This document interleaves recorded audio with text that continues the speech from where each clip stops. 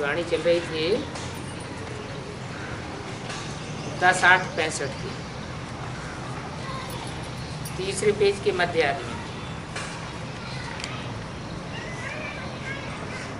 बात चल रही थी। हम आत्माएं निराकारी दुनिया में रहती हैं और यहाँ पार्ट बजाने आती हैं। इस समय तुम बच्चों को सारी नॉलेज है, कैसे नंबरवार हर एक धर्म वाले अपने अपने पार्ट अनुसार आते हैं। इसको अविनाशी ड्रामा कहा जाता है।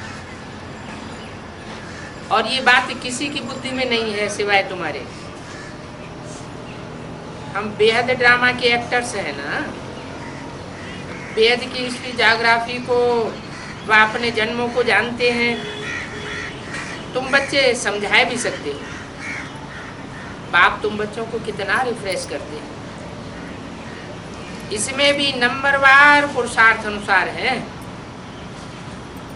रिफ्रेश करने में। कोई को तो बड़ी खुशी रहती है, बाबा हमको सत्य ज्ञान सुनाते हैं, और कोई भी दुनिया का मनुष्य सत्य ज्ञान दे नहीं सकता, जानते ही नहीं। इसलिए इसको अज्ञान अंधेरी कहा जाता है। अभी तुम जानते हो हम अज्ञान अंधेरे से कैसे आए हैं, फिर ज्ञान के सोजरे में कैसे जाते हैं, ये भी नंबरवार समझा सकते हैं। घोर अंधियारा और घोर सोजरा किसको कहा जाता है, ये अक्षर बेहद से ही लगते हैं। ब्रह्मा का दिन और ब्रह्मा की रात। दिन होता है तो घोर सोजरा भी होता है। ब्रह्मा की रात होती है तो घोर अंधियारा भी होता है। आधा कल्प सोजरा और आधा कल्प अंधियारा। रात और दिन, सांझ और सवेरा, ये सब बेहद की बातें हैं। हद का सांझ सवेरा नहीं है। बाप तो बेहद की बातें सुनाते। तुम बच्चों की बुद्धि में है बेहद की बातें, क्योंकि बाप आकर के बेहद का ज्ञान देते हैं और सभी शास्त्रों का सार समझाते हैं। ऐसे नहीं कि भारत के ही शास्त्रों का सार समझाते हैं, बाइबल और कुरान का भी सार समझाते हैं। आगे चल के जब बड़े बड़े धर्म पिताएं निकलेंगे तो ईश्वरीय ज्ञान के आधार पर वो अपने ही ग्रंथों की टीका टिप्पणी ईश्वरीय ज्ञान के अनुसार करने लग पड़े। ये जो भी शास्त्र पढ़ते हैं, दान पुण्य आदि कुछ भी करते रहते हैं, इनमें तो अल्पकाल का सुख मिलता है। बाप कहते हैं इनसे मैं नहीं मिलता हूँ, जो मैं इन्हों को विश्व का मालिक बनाऊं, इन बातों से मैं मिलता नहीं। ये भी समझते हो सभी तो विश्व का मालिक नहीं बन सकते। विश्व का मालिक बना तो नंबरवार पुरुषार्थ अनुसार ही पावेंगे, और मालिक तो सिर्फ वो बनेंगे जिनको बाप पढ़ाते हैं। क्या पढ़ने वालों में भी आपस में एक दूसरे से पढ़ाई पढ़ने लग पड़ते हैं, उनको भी मालिकाना नहीं मिलेगा विश्व का। किनको मिलेगा? जो सिर्फ बाप, एक बाप से पढ़ाई पढ़ते हैं। जिन्होंने कल पहले पद पाया है वही राजयोग सीखते हैं। सारी दुनिया तो राजयोग नहीं सीखती है। कोटों में कोई पढ़ते हैं। कितने करोड़ है? 500 करोड़ हैं दुनिया में, और बाप की पढ़ाई पढ़ने वाले कोटों में से कोई, और कोई में से भी कोई निकलते। इतना राजयोग सीखते सीखते, इतने वर्ष पढ़ते हुए फिर भी ऐसी पढ़ाई को छोड़ देते हैं। बाप कहते हैं माया कितनी प्रबल है, बिल्कुल ही बेसमझ बनाई देती है। ऐसा बाप जो स्वर्ग का भरोसा देते हैं उनको भी छोड़ देते हैं, हारकती दे देते हैं। बाप कहते हैं कल्प कल्प ऐसा होता आया है जिसके लिए अक्षर है आश्चर्यवत पश्यति कश्चिदैनम, गीता में प्रसिद्ध श्लोक हैं। कोई किस रूप में देखता है उसको, कोई किस रूप में देखता है। बाप कहते हैं आश्चर्यवत, बाप का बनंती सुनंती और भागंती हो जाते हैं। समझते हैं बरोबर हम स्वर्ग के मालिक बनते हैं, फिर भी भागंती दे देते हैं। बाप जानते हैं इनका देश नहीं है। क्या जो फारकती दे देते हैं बाप को पहचान कर, इनका अपना कोई देश पक्का देश नहीं है, कन्वर्ट होने वाले हैं। ये माया है जो इनको तूफान में लाती रहती है। ऐसी सजनियां जिनको श्रृंगार करके स्वर्ग की महारानी बनाता हूं वो भी छोड़ देते हैं। क्या स्वर्ग में कितनी महारानियां होंगी हैं? अरे स्वर्ग में, स्वर्ग तो सतयुग को कहा जाता है ना, वहां कितनी महारानियां होंगी? 8 महारानियां होंगी, 8 महाराजा होंगे। तो जो 8 महारानियां बनने वाली है, महारानियों का पद पाने वाली है, वो परमात्मा बाप को पहचानती तो होंगी ना। पहचानती है और पहचानने के बाद भी फिर छोड़ देती नहीं। सतयुग के 8वें नारायण के साथ जो महारानी होगी वो दूसरे जन्म में कन्वर्ट नहीं होगी। तो जब कन्वर्ट होगी तो छोड़ेगी नहीं, सच्चे रास्ते को नहीं छोड़ेगी। छोड़ेगी। शूटिंग कहाँ होगी? शूटिंग तो यहीं होगी ना। बोला जिनको महारानी बनाते हैं वो भी छोड़ देते हैं। बाप फिर भी कहते हैं जिससे सगाई होती है उन्हीं ही को याद करना चाहिए। याद कोई फट से नहीं ठहरेगी। क्या? याद की प्रैक्टिस करनी पड़ती है। भक्ति मार्ग में भी गायने अभ्यास तो गौंते वैराग्य च गृह्यते। अभ्यास करने से ही आत्मा एकाग्र होगी। आधा कल्प नाम रूप में फंसे हो, 63 जन्म भांति भांति के नाम और रूप में बुद्धि फंसी है। तो प्रैक्टिस तो फंसने की पड़ गई ना। अभी अपन को आत्मा समझ बाप को याद करें, ये बड़ा मुश्किल है। सतयुग में तुम आत्माभिमानी बनते हो परंतु वहां परमात्मा को नहीं जानते हो। और यहाँ तुम घड़ी घड़ी आत्माभिमानी बनते हो, घड़ी घड़ी देह अभिमानी बन पड़ते हो, लेकिन यहाँ तुम बाप को जानते भी हो। परमात्मा बाप को सिर्फ एक बार ही जानना होता है। यहाँ तुम आधा कल्प देह अभिमानी बन जाते हो। ये भी नहीं समझते हो हम आत्माओं को ये शरीर छोड़ करके फिर दूसरा पार्ट लेकर के बजाना है। जब दूसरा पार्ट बजाना ही है तो रोने की तो दरकार ही नहीं। जबकि बाप द्वारा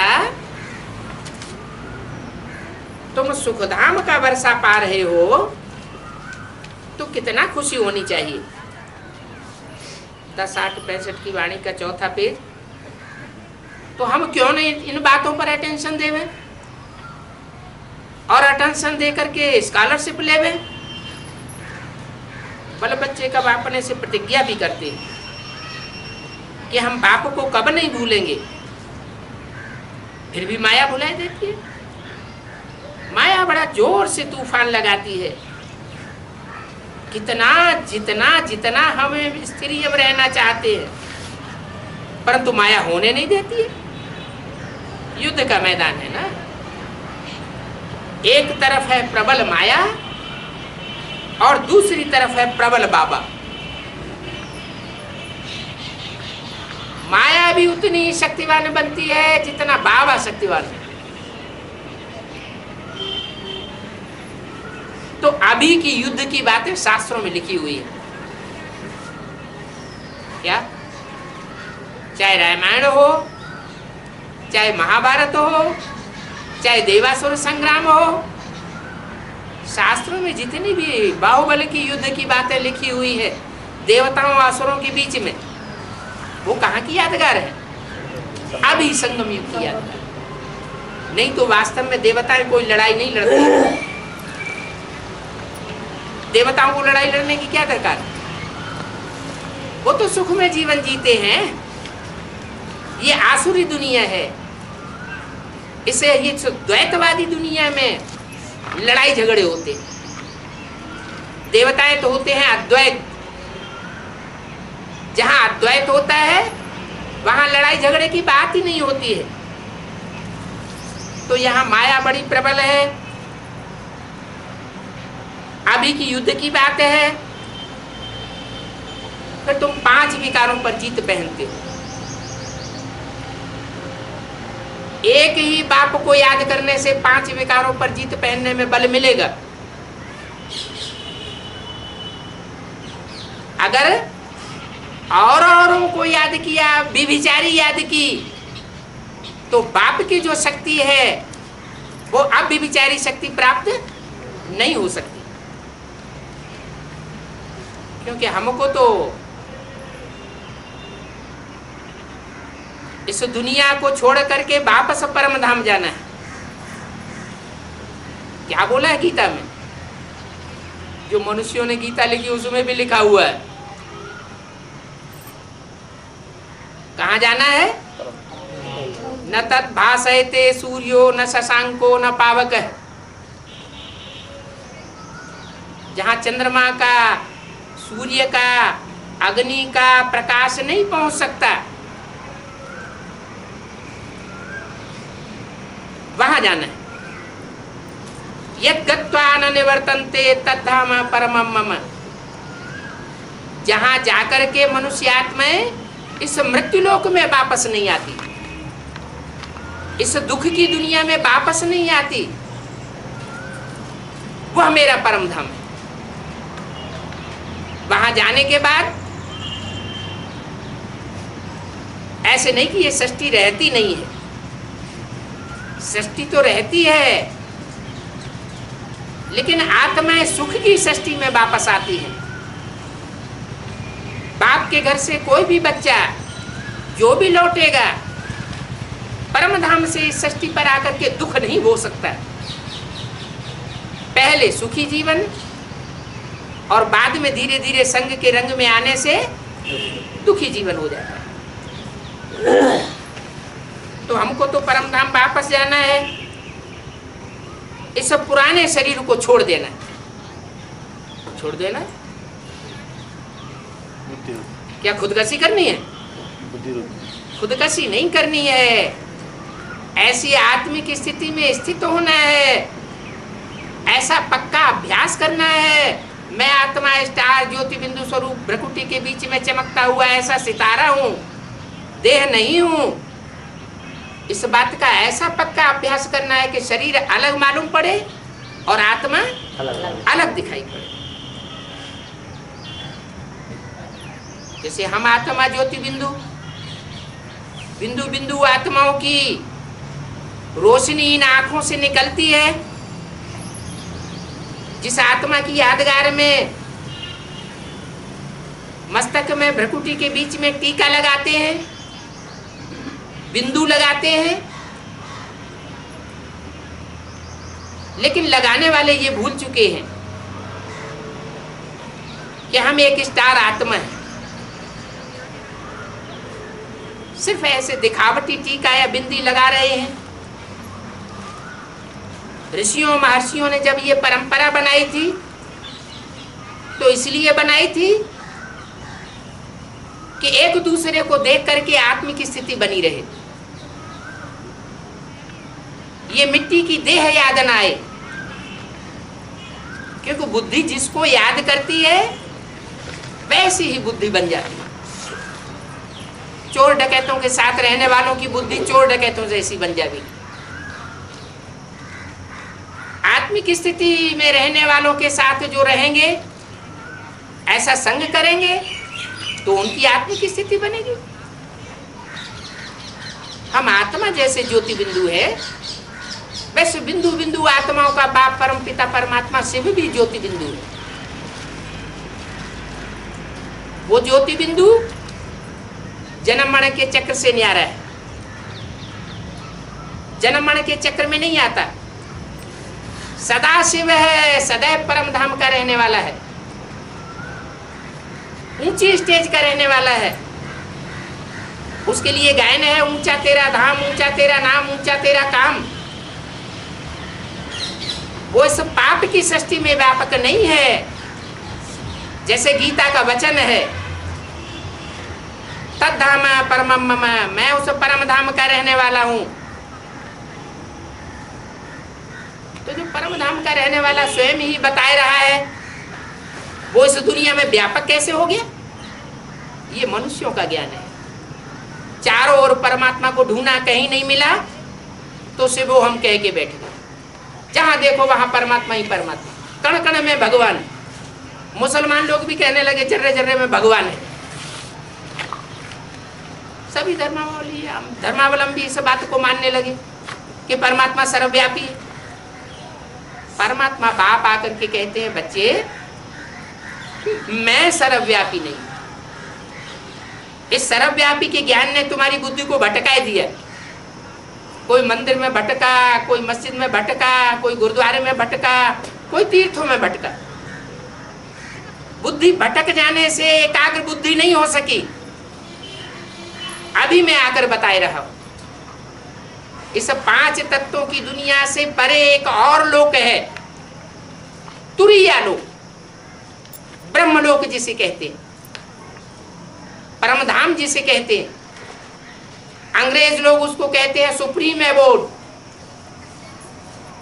मुसलमान कहते हैं खुदा अर्श में रहने वाला है, फर्श में रहने वाला नहीं। पहले कहते थे, अभी तो वो भी प्रभाव में आ गए। तो ऐसा ऊंचा करतार,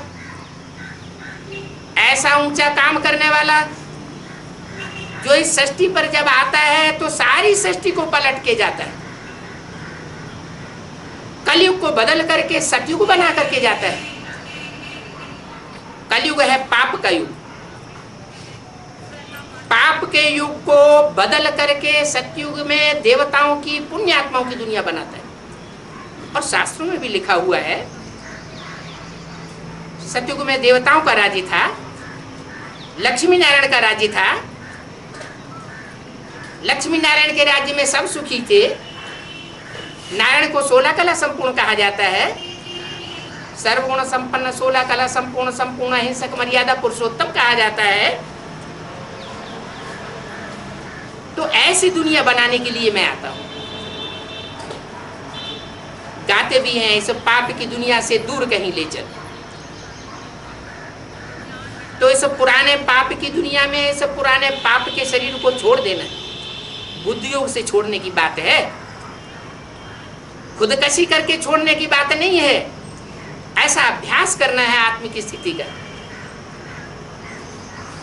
बाप को भूल जाने से फिर योग बल नहीं रहता है, क्योंकि सिखाने वाला जो बाप है उसी को भूल जाएंगे तो फिर योग बल कैसे रहे? माया को चांस मिल जाता है, झट से थप्पड़ लगाई देती है देहभान का। आत्मा देहभान में आ जाती है। देहभान में आने से 5 विकार पैदा होते हैं। अगर हम अपन को आत्मा समझें, दूसरे को भी आत्मा समझें, तो स्त्री पुरुष की दृष्टि गायब हो जाती है। स्त्री पुरुष की दृष्टि ही नहीं रहेगी तो काम विकार भी नहीं होगा, कामेशु क्रोधेशु भी नहीं होंगे। काम कामनाओं की पूर्ति नहीं होती है तो क्रोध में आते हैं। तो आत्मिक स्थिति 5 विकारों से दूर रखने वाली है। और मैं देह हूं, ये देहभान की स्थिति, दूसरों को देह के रूप में देखने की स्थिति, ये 5 विकारों को पैदा करती है। सबसे बड़ा है काम का थप्पड़। 5 विकारों का जब नाम गिनाते हैं सबसे पहला कौन सा आता है? नाम गिनाते हैं तो कहते हैं काम, क्रोध, लोभ, मोह, अहंकार। तो सबसे जो मुखिया है 5 विकारों का वो है काम विकार। बाप कहते हैं बच्चे नंबर 1 ये भूल है, इस काम विकार को भ्रष्टाचार कहा जाता है। भ्रष्टाचार और श्रेष्ठाचार। देवताएं होते हैं श्रेष्ठाचारी और राक्षस होते हैं भ्रष्टाचारी। हाँ, सारी दुनिया राक्षसों की हो गई। भगवान ने ये राक्षसी दुनिया नहीं बनाई थी, भगवान ने तो आकर के श्रेष्ठाचारी दुनिया बनाई थी। श्रेष्ठाचार सिखाया था। श्रेष्ठ इंद्रियों से आचरण करने को कहा जाता है श्रेष्ठाचार, और भ्रष्ट इंद्रियों से आचरण करने को कहा जाता है भ्रष्टाचार। भ्रष्ट इंद्रियों का जो पाप प्यार है, जो गुमूत की पैदाइश है, उससे दुनिया का पतन होता है। उस दुनिया की शुरुआत ही तब से होती है जब से दुनिया में दूसरे दूसरे धर्मों का आगमन होता है। आज से 2500 साल पहले इब्राहिम आए,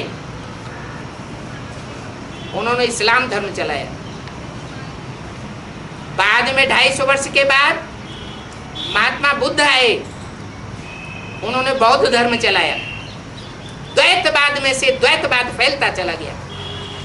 पहले एक ही धर्म था, आदि सनातन देवी देवता धर्म। उस आदि सनातन देवी देवता धर्म की एक बाप ने आकर के स्थापना की थी, इसलिए एकवाद था। अद्वैत था, द्वैत था ही नहीं। अद्वैत से ही देवताओं की रचना होती है, और द्वैतवाद से अनेक धर्मों के आने से राक्षसी धर्मों की स्थापना हो जाती है। भगवान आकर के देवता बनाता है। गीता में जो ज्ञान है, अर्जुन को ऐसा ज्ञान दिया जो नर से नारायण बना। नारी द्रौपदी को ऐसा ज्ञान दिया जो नारी से नारायणी बनी। ये शिक्षा आकर के बाप ही देते, परंतु गलती से उस गीता में साकार देवता का नाम डाल दिया। किसका नाम डाल दिया? कृष्ण का नाम डाल दिया।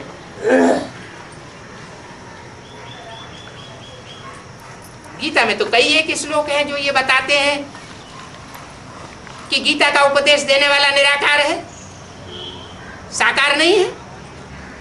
वो निराकार से भी सृष्टि पर आकर के गीता का ज्ञान देता है। वो जन्म मरण के चक्कर से जरूर नहीं आ रहा है, लेकिन गीता में शब्द आया है प्रवेश तुम, मैं प्रवेश करने योग्य हूं। तो जब मैं प्रवेश करने योग्य हूं, जैसे भूत प्रेत भी प्रवेश कर सकते हैं, तो क्या मैं प्रवेश नहीं कर सकता?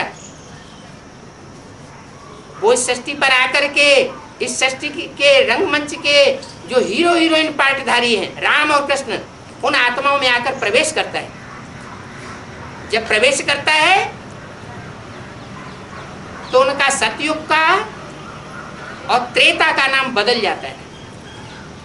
वही आत्माएं जन्म लेते लेते 84 के चक्र में आते, अंतिम जन्म में आकर के साधारण मनुष्य तन बनता है। उस साधारण मनुष्य तन में आकर के परमात्मा नाम, उनका नामकरण करता है, ब्रह्मा और शंकर। ये 2 आत्माएं हैं। ब्रह्मा माने बड़ी और माँ माने माँ। दुनिया की बड़े से बड़ी माँ, बड़ा काम करेगा तो बड़ी माँ हो। और माताओं ने इतना प्यार नहीं दिया होगा। जितना ब्रह्मा ने सृष्टि को प्यार दिया होगा। तो काम के आधार पर नाम पड़े हैं शास्त्रों में। शास्त्रों के कोई भी नाम उठा के देख लो, जैसा काम वैसा। दुर्योधन, दुशासन, अर्जुन, युधिष्ठिर, सारे ही नाम तो अर्थ सहित है ना। तो वो इस समय पाठ चल रहा है। परमात्मा बाप आकर के एक एक बात के हिज्जे हिज्जे करके समझा रहा है, बता रहा है कि बच्चे अब ये पाप की दुनिया खलास होने वाली है। पाप की दुनिया खलास होगी तो पाप और पुण्य से परे की दुनिया में तुम्हें जाना है। पहले वो है ब्रह्मलोक, मेरा धाम, जहाँ ना पाप होता है ना पुण्य होता है। वहां तुम आत्माएं बिंदु बिंदु रूप स्टेज में रहती हो।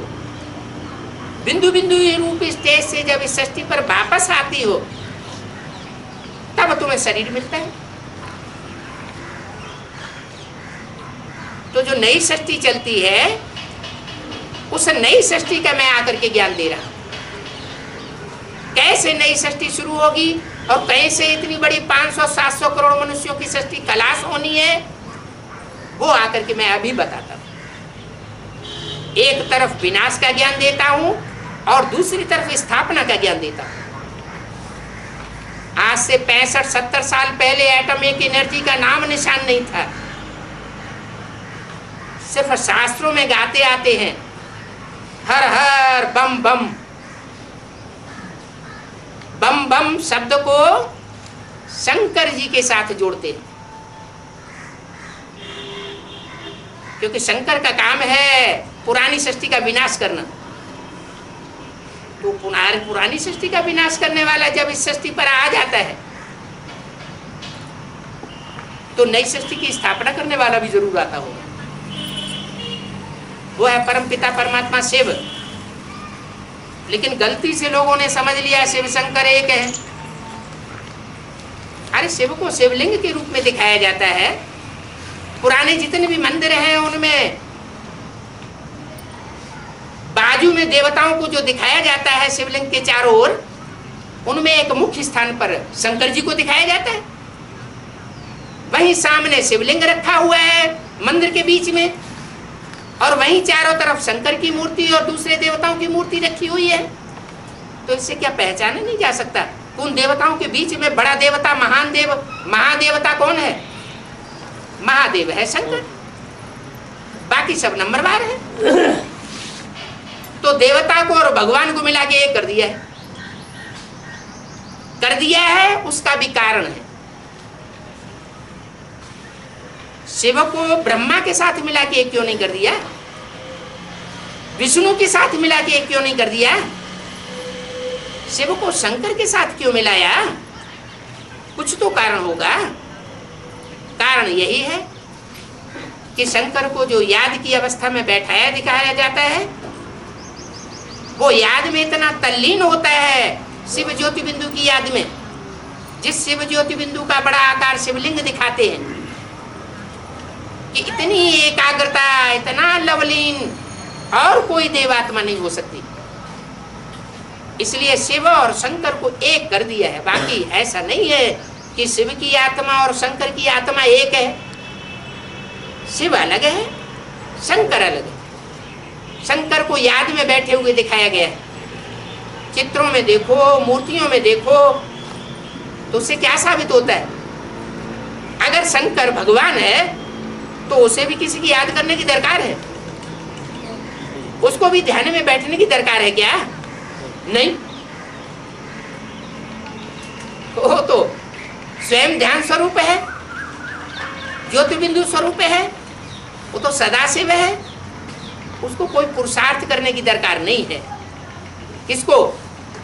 सुप्रीम सोल शिव को। वो जिसमें प्रवेश करता है उसका नाम संसार में शंकर विश्वनाथ प्रसिद्ध होता है। उसको विश्व की बादशाही मिलती है, किसी को विश्व की बादशाही मिलती नहीं बाहुबल से। एक शंकर को ही दिखाया गया है चित्रों में कि योग बल से विश्व की बादशाही प्राप्त की। तो वो शंकर ने भ्रष्टाचार को दूर किया होगा। भ्रष्ट इंद्रियों का जो आचरण आज दुनिया में फैला हुआ है, वो भ्रष्टाचार की संतति को खलास किया होगा। इसलिए गायन है, शंकर ने क्या भस्म किया? कामदेव को भस्म किया। और किसी देवता के लिए इस बात का गायन नहीं है क्या कि कामदेव को भस्म किया हो। कामदेव जो मुखिया है, वो का विकार, उस मुखिया विकार को भस्म कर दिया जाएगा तो दूसरे विकार तो अपने आप भाग खड़े होंगे। तो असली जो भ्रष्टाचार है, उस भ्रष्टाचार को अंत करने वाला आज तक कोई दुनिया में हुआ ही नहीं। बड़े से बड़े धर्म पिताएं आए इस सृष्टि पर, इब्राहिम आए, बुद्ध आए, क्राइस्ट आए, गुरु नानक आए, विवेकानंद आए, लेकिन भ्रष्टाचार और बढ़ता ही गया। तो उनके आने से फायदा क्या हुआ? दुनिया नीचे गिरती गई तो आने से फायदा हुआ या नुकसान हुआ? जरूर ज्ञान उनका कुछ अधूरा है। वास्तव में जो संपूर्ण शिव इस सृष्टि पर आता है तो ऐसा संपूर्ण ज्ञान देता है कि इस दुनिया से भ्रष्टाचार का नाम निशान अंत हो जाता है। जो भी सृष्टि पर रहती है, चाहे वो जानवर हो, चाहे पशु पक्षी हो, चाहे मनुष्य हो, सब श्रेष्ठ इंद्रियों से आचरण करने वाले होते हैं। जैसे मोर हमारे भारतवर्ष का आज भी राष्ट्रीय पक्षी माना जाता है। क्यों माना जाता है? दूसरे पक्षी को क्यों नहीं उदाहरण देते? राष्ट्रीय पक्षी कोई दूसरे पक्षी को मान लेते? क्योंकि सभी पक्षी मैथुन से सृष्टि पैदा कर रहे हैं। एक मोर ही ऐसा है जो मोरनी मोर के नाचते समय उसका आंसू पीती है और उससे गर्व रह जाता है। माने मिसाल के लिए आज भी दुनिया में एक ऐसी पक्षी की बात कायम है और वो भारत का राष्ट्रीय पक्षी माना जाता है, जिससे ये साबित होता है कि इस दुनिया में श्रेष्ठाचारी संतान भी कभी हुई थी। ये कोई असंभव बात नहीं है कि श्रेष्ठ इंद्रियों से, जो ज्ञानेंद्रियां हैं, उनसे श्रेष्ठ दुनिया कैसे पैदा होगी, श्रेष्ठ सृष्टि कैसे बनेगी। अभी बाप ये बातें बताए रहे, ये कंसंट्रेशन की बात है। आज मनुष्य की बुद्धि कौड़ी तुल्य हो गई है, क्योंकि कौड़ी में ही बुद्धि लगी रहती है। काम विकार प्रधान होने की वजह से और स्त्रियों में अपने देह का ज्यादा होने की वजह से कौड़ी की याद मुख्य हो गई। कौड़ी का शेप ही याद आता रहता है। तो जहां कंसंट्रेशन होगा वही सृष्टि की, वही बुद्धि की सारी पावर, शरीर की सारी पावर निचोड़ के इकट्ठी हो जाएगी। तो काम इंद्रियों में सारी शक्ति इकट्ठी हो जाती है। भ्रष्ट इंद्रियों में जब सारी शरीर की और बुद्धि की शक्ति इकट्ठी हो जाती है तो मनुष्य का पतन होगा या उत्थान होगा? पतन होगा। वो प्यार भ्रष्टाचारी प्यार है।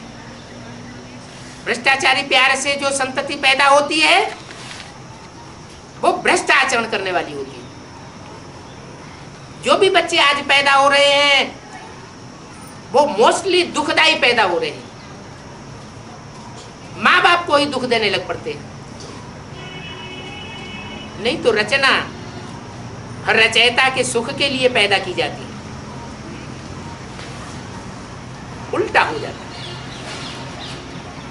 अभी बाप आए हैं उल्टों को सुल्टा बनाने के लिए, भ्रष्टाचारियों को श्रेष्ठाचारी बनाने के लिए। भ्रष्टाचारी का टाइटल क्रोध से नहीं होता है। क्या कहा है? कोई क्रोधी हो तो क्रोधी को भ्रष्टाचारी का टाइटल दिया जाए, ये रंग बात है। पतित बनने से ही ये टाइटल मिलता है और पतित होते हैं काम विकार से। क्या किसी को क्रोध आता है तो वो क्रोध कौन सी विशेष इंद्रियां हैं जिनसे झलकता है क्रोध? है आंख। आंख शिष्टाचारी है या भ्रष्टाचारी है? आंख तो ज्ञानेंद्रिय है ना, तो ज्ञानेंद्रियों में सारी ताकत जाके इकट्ठी होती है, तो शक्ति का ऊर्ध्वगमन हो रहा है या नीचे जाती है शक्ति क्रोध के समय? ऊर्ध्वगमन तो होता है, लेकिन वो ऊर्ध्वगमन जो है वो दूसरों को नीचा दिखाने के लिए होता है, दूसरों को परास्त करने के लिए होता है, इसलिए उसमें पावर नहीं रहती। अभी बाप आए हैं, बच्चे ये काम और क्रोध तुम्हारे महाशत्रु है, इनकी असलियत को जानो। क्रोध भी उतना ही नीचे गिराने वाला है जितना काम विकार नीचे गिराता है। काम विकार मनुष्य जब भोगता है तो स्त्री पुरुष ऐसे समझते हैं बड़ा प्यार कर रहे हैं एक दूसरे को, प्यार नहीं कर रहे हैं और ये एक दूसरे को मार रहे हैं, गड्ढे में गिरा रहे हैं। वो बात किसी की बुद्धि में नहीं आती। बाप ही आकर के ये बात सिखाते हैं कि बच्चे अब तुम श्रेष्ठाचारी बनो। तो बताया क्रोध से पतित नहीं बनते हैं, काम विकार से ही पतित बनते हैं। इसलिए रणियां मारते रहते हैं, हे पतित पावन आओ। क्या? हे पतितों को पावन बनाने वाले बाप इस सृष्टि पर आओ। तो पावन जरूर बनना पड़ेगा। किसको बुलाते हैं? पतित पावन आओ कह करके किसको बुलाते हैं? कृष्ण को बुलाते हैं।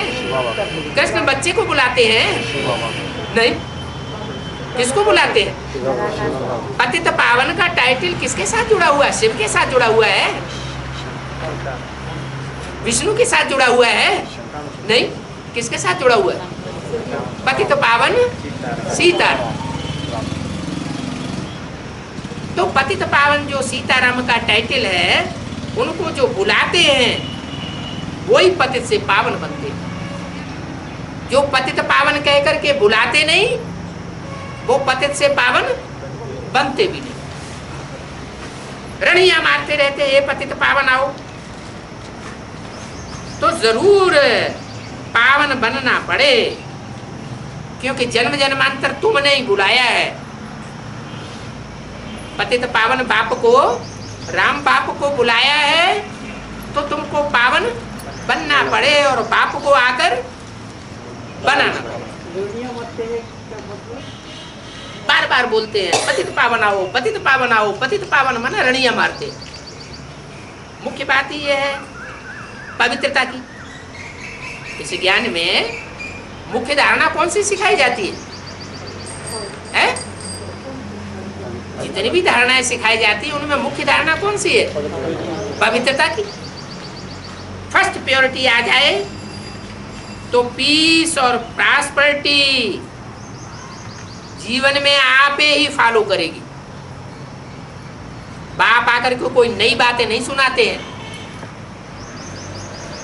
क्या है? वही सारी शास्त्रों की बातें। तुलसीदास ने पहले ही बोल दिया है, जहां सुमति तहां संपत्ति नाना, जहां कुमति तहां विपत्ति निदाना। जहां सुंदर मति होती है वहां पीस एंड प्रॉस्पेरिटी अपने आप आती है।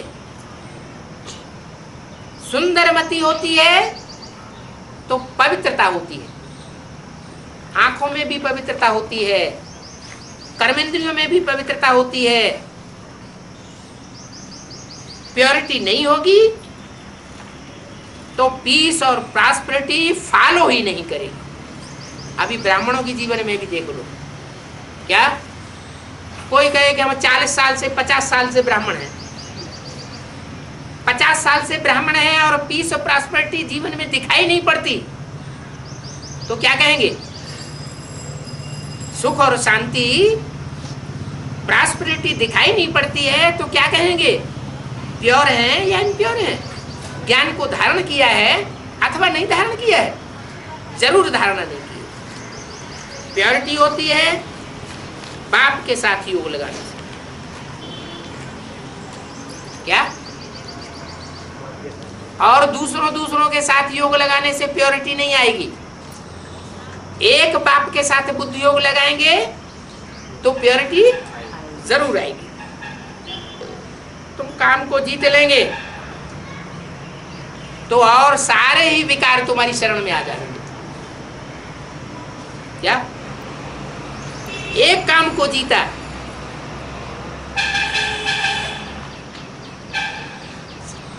तो काम को एक को तो एक ही पहले जीतेगा, जिसका शास्त्रों में गायन है।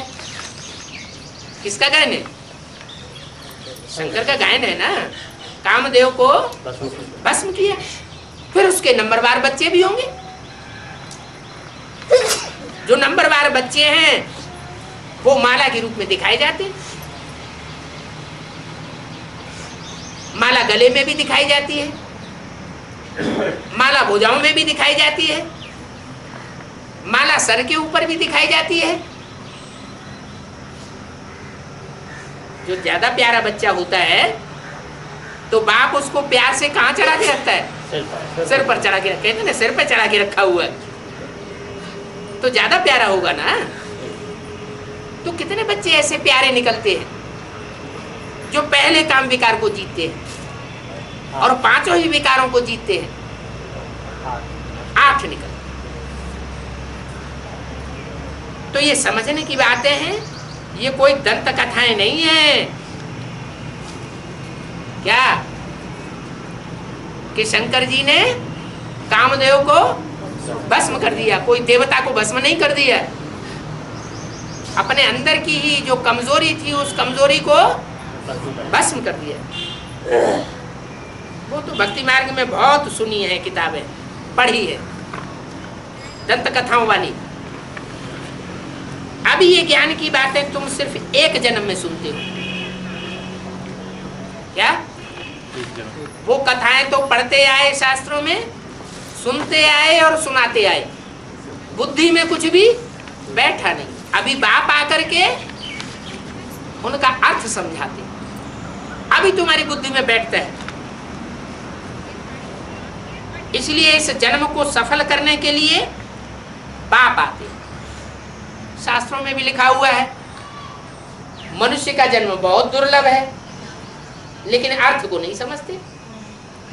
अरे मनुष्यों ने तो मनुष्य बनकर के जन्म लिए 63 जन्म से। द्वापर युग से ही मनुष्य जन्म होता चला आया। उससे पहले तो देवताओं के जन्म होते थे। तो मनुष्य जन्म दुर्लभ हुआ, ये सिर्फ कहने की बात कह दी, अर्थ तो नहीं समझा। मनुष्य का अर्थ भी तो होगा। मनु की औलाद मनुष्य।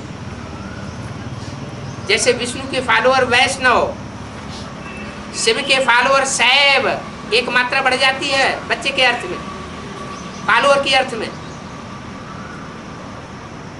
ब्रह्मा के फॉलोअर ब्राह्मण। तो ऐसे ही अर्थ लगता है। मनु कहा जाता है जो मन का पार्ट बजाता है। परमात्मा से सुप्रीम सोल आते हैं तो उनकी तीनों शक्तियां साथ साथ आती है। कौन सी 3 शक्तियां हैं हर आत्मा की? मन बुद्धि संस्कार। तो सुप्रीम सोल की भी 3 शक्तियां हैं, मन रूपी ब्रह्मा, बुद्ध रूपी तीसरा नेत्र शंकर और परिवर्तन शक्ति विष्णु। ये 3 शक्तियों के साथ परमात्मा से भी सृष्टि पर आता है। पहले इस संसार में किस शक्ति के द्वारा प्रत्यक्ष होता है? ब्रह्मा। मन के द्वारा। मनु, सारी सृष्टि मनु की औलाद हो जाती है। तो क्या द्वापर युग से जितने भी जन्म मनुष्यों ने लिए हैं उन जन्मों में कहेंगे कि मनु की औलाद है? उसको मनु की औलाद नहीं कहेंगे, वहां मनु होता ही नहीं। मनु कब होता है? संगम युग में होता है। 63 जन्मों में से जो लास्ट जन्म होता है, उस लास्ट जन्म में परमात्मा बाप आकर के मनु के द्वारा सृष्टि आरंभ करते मनुष्यों की। वो मनुष्य जन्म दुर्लभ है। तो शास्त्रों में तो अगड़म बगड़म अर्थ लिख दिए, शब्दों के सही अर्थों को ही नहीं पकड़ा है। बाप आकर के एक एक बात के हिज्जे हिज्जे करके बताते हैं। इस जन्म को सफल बनाने के लिए मैं आया हुआ हूं। दिन प्रतिदिन विनाश का समय नजदीक आता जाता है। क्या इतना नजदीक आता जाता है? बहुत नजदीक। पहले बोलते थे सन 76 में विनाश होगा, है? कितना नजदीक बताई दिया। सन 76 में तो हुआ ही नहीं, है? हुआ नहीं हुआ है? अरे कोई चीज की शुरुआत होती है तो वो शुरुआत सबकी नजरों में नहीं आती है। दुनिया के हर चीज की शुरुआत सूक्ष्म में होती है। तो ऐसे नहीं कहेंगे कि सन 76 में विनाश शुरू नहीं हुआ। बाहर की दुनिया की तो बाबा ने बात ही नहीं की थी। पहले ब्राह्मणों की दुनिया में कल्याणकारी विनाश जरूरी है कि बाहर की दुनिया में जरूरी है? विनाश कल्याणकारी है या अकल्याणकारी है? कल्याणकारी है। तो विनाश जो कल्याणकारी है उसकी शुरुआत ब्राह्मणों की दुनिया से सन 76 में बाबा ने घोषणा कर दी। तो क्या बाबा ने झूठ बोल दिया? झूठ तो नहीं बोला। समझने वालों की समझ की कमी हो सकती है। बाबा ने तो स्पष्ट बोल दिया, सन 76 से पुरानी दुनिया का विनाश, नई दुनिया की स्थापना। अब जो करे सो पावे। क्या करे? आप मुए तो मर गई दुनिया। इस बाहर की दुनिया से अपने को जिसने मार दिया उसके लिए दुनिया मर गई। इस दुनिया से, पुरानी दुनिया से कुछ लेना देना नहीं। जो कुछ भी लेना देना है, जो बाप आकर के नया संगठन बनाए रहे हैं, उस नए संगठन से ही प्राप्ति होनी है। वो नए संगठन रूपी दुनिया ही नई दुनिया लाएगा। तो सन 76 से कोई आत्मा तो होगी जिसके लिए विनाश शुरू हुआ। कौन सी आत्माएं हुई हैं? लक्ष्मी नारायण, जिनके लिए बोला है मुरली में। क्या बोला?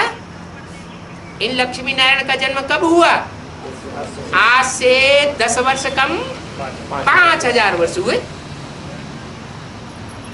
तो सन 65-66 की इस मुरली में से जब हम अर्थ निकालेंगे तो 65-66 से 5000 वर्ष के पुराने जो कल्प की तरफ हम उल्टे चले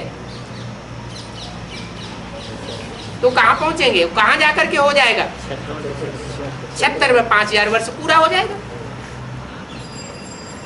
76 में होगा कि 65 में होगा? 65 में होगा। 65 में जलाई गई वाणी। आज से 5000 वर्ष पूर्व। तो 5000 वर्ष पूर्व कहाँ हुआ? 65 में हुआ ना। फिर उसमें बोल दिया 10 वर्ष कम। आज से 10 वर्ष कम 5000 वर्ष हुए। तो 10 वर्ष कम 5000 वर्ष उस वाणी के अनुसार कब हुए? 76 में हुए, जब इन लक्ष्मी नारायण का जन्म हुआ।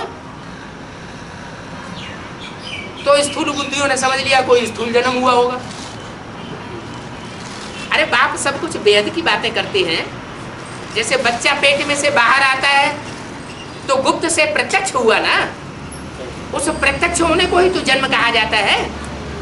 तो ऐसे ही ब्राह्मणों की संगमिक दुनिया में लक्ष्मी नारायण की आत्माएं जब से प्रत्यक्ष हुई, प्रत्यक्षता रूपी जन्म लिया, तो उनका जैसे जन्म हुआ।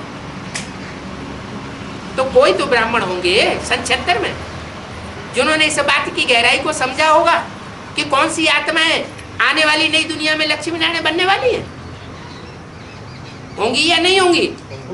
जरूर समझने वाली ऐसी होंगी, और उसके प्रूफ भी मिलने चाहिए। दिल्ली में कल्पांत नामक अखबार छपता था उस समय, त्रिनगर से। उसमें 10-11 नगाड़े छापे गए, इन सब बातों का डिटेल दिया गया। उन नगाड़ों की अभी संकलित करके एक पुस्तक बन गई, संजीवनी। संजीवनी ने सारी बातें दी हुई। तो सन 76 में लक्ष्मी नारायण का जन्म बेहद के रूप से हो गया। ये बेहद का ज्ञान है, दिव्य जन्म होता है यहाँ हद के जन्म की बात नहीं है। जैसे लक्ष्मी नारायण को अपने स्वरूप का पता लग जाता है कि हम लक्ष्मी नारायण बनने वाले हैं, हमारी आत्मा का पार्ट नई दुनिया में लक्ष्मी नारायण का है, ऐसे ही हर आत्मा को, ईश्वरीय ज्ञान लेने वाले हर ब्राह्मण बच्चे को अपने पार्ट का पता चलना चाहिए। हु एम आई, नई दुनिया में पार्ट बजाने वाला मैं कौन सी देवात्मा हूं? नंबरवार ही प्रत्यक्ष होंगी।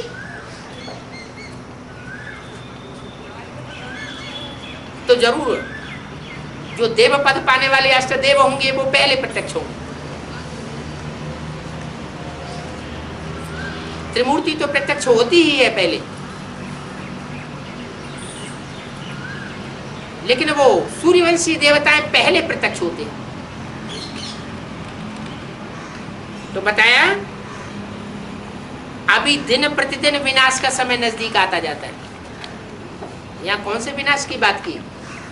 आरंभिक विनाश की बात की या अंत के विनाश की बात की है? अंत के विनाश की बात की है। जो फाइनल विनाश होगा वो दिन प्रतिदिन नजदीक आता जा रहा है।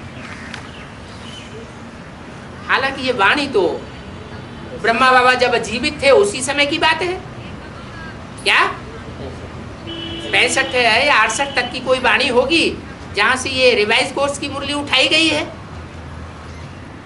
तो उससे साबित होता है कि बाबा ने तो बता दिया दिन प्रतिदिन विनाश का समय नजदीक आता जाता है, और बाबा ने वो घोषणा भी कर दी कि सन 76 से पुरानी दुनिया का विनाश और नई दुनिया की स्थापना हो जाएगी।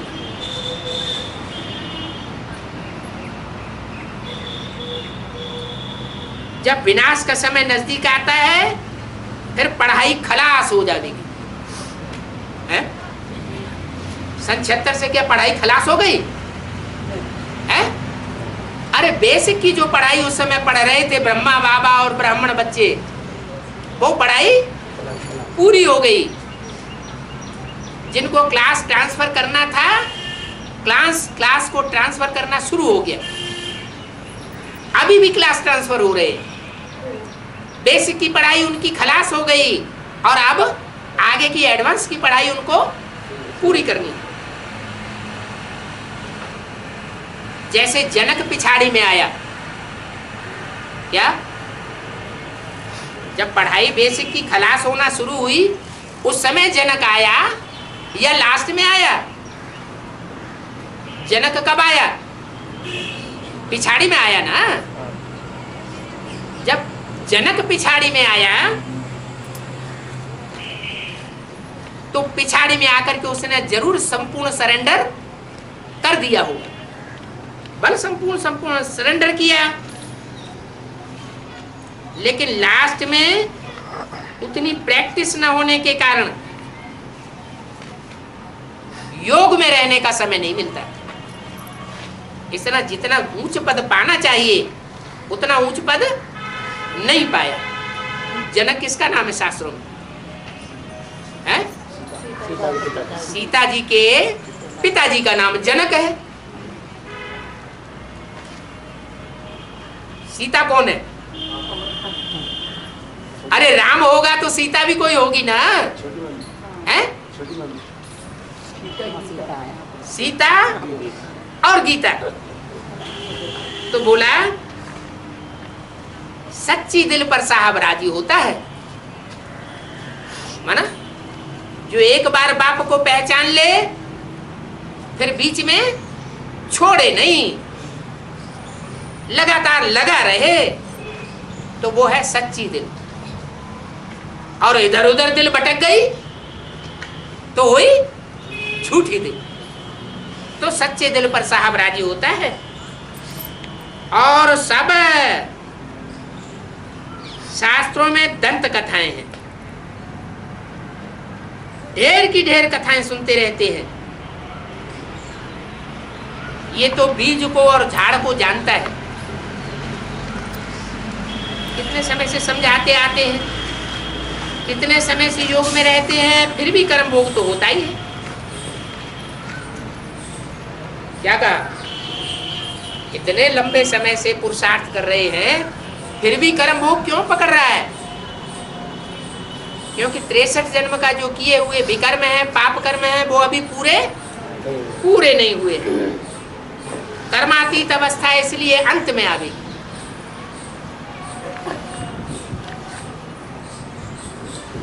अंत कब होगा? है? जब स्थूल विनाश शुरू होगा तो समझो अंत है। और विनाश कब होगा? जब पूरी स्थापना हो जाएगी। तो कर्मातीत अवस्था अंत में आवेगी। अभी तुम कर्मातीत बनने का पुरुषार्थ कर रहे हो। क्या कर रहे हो? कर्मातीत बनने का पुरुषार्थ कर रहे हो। कैसा पुरुषार्थ? कर्मेंद्रियों से कर्म करते रहो, लेकिन कर्म करते हुए भी बुद्धि उपराम बनी रहे, कर्मेंद्रियों से अतीत बनी रहे, कर्मेंद्रियों के लेप छेप में बुद्धि न फंसे। ऐसा तुम कर्मेंद्रियों को कंट्रोल करने का पुरुषार्थ कर रहे हो। अभी हम जाते हैं तो हमारे सभी दुख दूर हो जाने हैं। शरीर छोड़ने के बाद आत्मा अलग हो जाती है। क्या कहा? तो छोड़ दो शरीर। है? शरीर छोड़ने के बाद आत्मा अलग हो जाती है तो शरीर छोड़ देना चाहिए ना।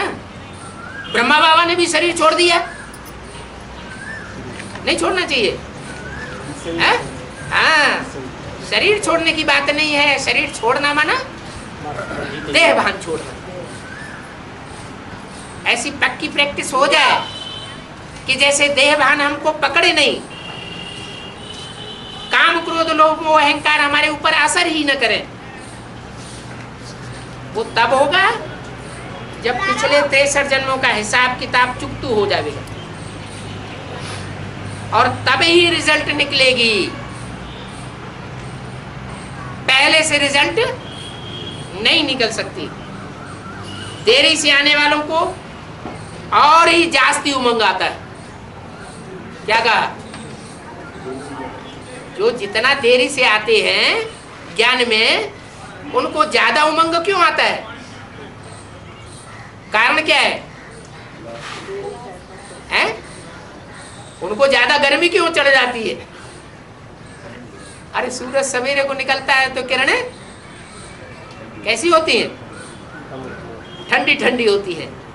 और दोपहर को सूरज की किरण तीखी हो जाती है, तो गर्मी चढ़ेगी ना। तो यही बात है। ज्ञान सूर्य जैसे जैसे ऊपर चढ़ता जाता है,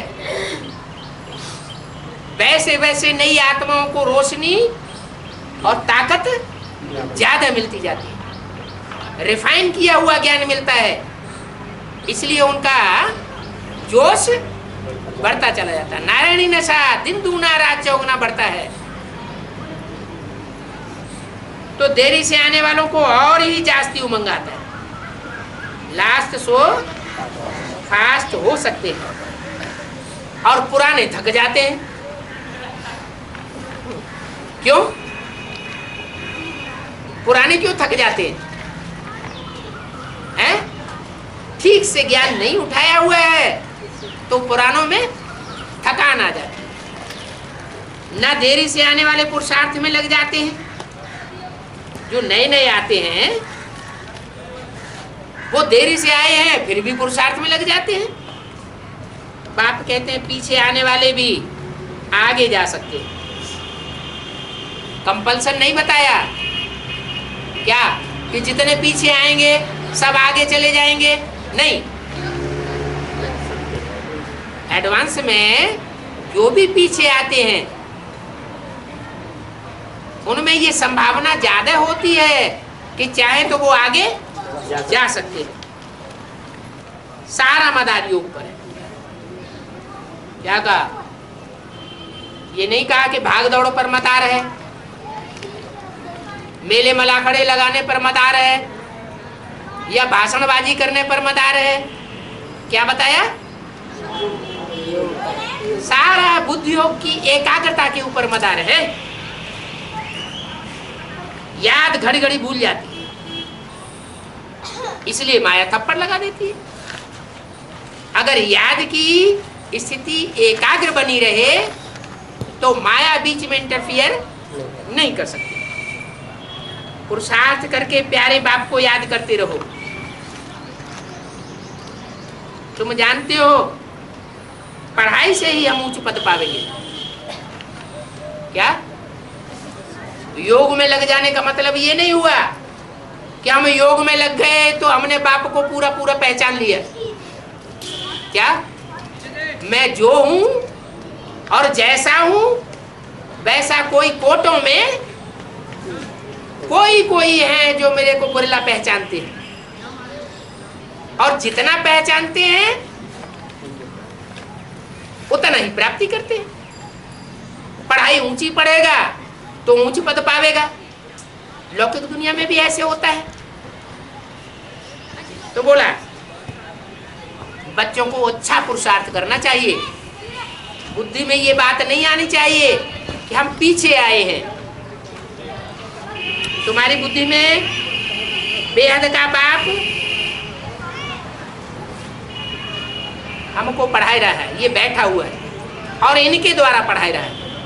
क्या कहा है? इस द्वारा पढ़ाई रहा है या इनके द्वारा पढ़ाई रहा है?